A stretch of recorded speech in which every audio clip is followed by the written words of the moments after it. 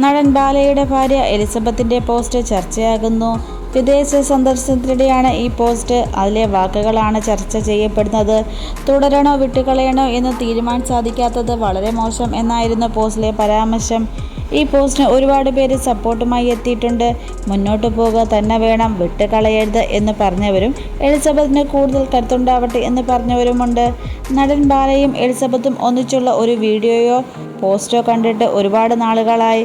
കുറച്ച് നാളുകളായി എലിസബത്ത് അച്ഛനമ്മമാരോടൊപ്പമാണ്. അതിനു മുമ്പും ഡോക്ടറായി മറ്റൊരു നാട്ടിലായിരുന്നു. ഇപ്പോൾ യൂറോപ്യൻ ട്രിപ്പിലാണിവർ. യാത്രക്കിടയിലും ഫേസ്ബുക്ക് പോസ്റ്റുമായി എലിസബത്ത് എത്താറുണ്ട്.